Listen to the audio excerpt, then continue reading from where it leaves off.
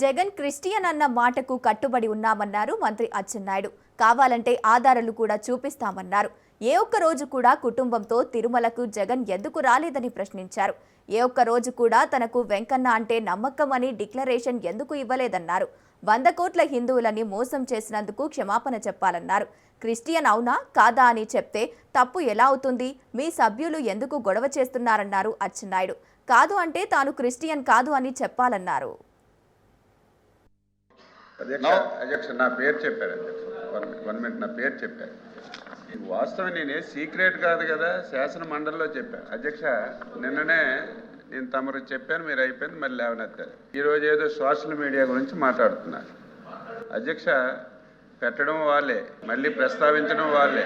అధ్యక్ష అధ్యక్ష అధ్యక్ష అధ్యక్ష అధ్యక్ష అధ్యక్ష అధ్యక్ష ప్రస్తావించారు కాబట్టి అధ్యక్ష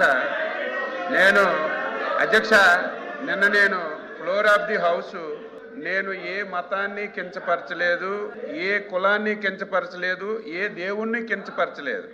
ఎవరి అభిప్రాయాలు వారికి ఉంటాయి. కానీ నేను వెంకటేశ్వర స్వామిని భక్తుణ్ణి, నా వెంకటేశ్వర స్వామికి అపవిత్రం జరుగుతుందని సందర్భంలో నేను మాట్లాడన్నాను. అది అయిపోయాను.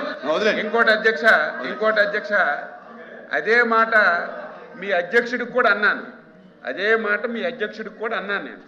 మీరు 100కి 1000% క్రిస్టియను, అవునా కాదా మీరు ఆన్సర్ చెయ్యండి అని చెప్పారు అధ్యక్ష. 24 గంటలైంది, 24 గంటలైంది, ఎందుకు చెప్పలేదు?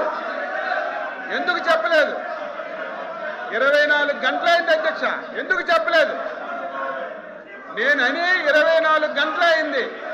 క్రిస్టియన్ కాకపోతే ఎందుకు చెప్పలేదు? నేను ఆ రోజు ఈ రోజు చెప్తున్నాను. కూర్చోండి.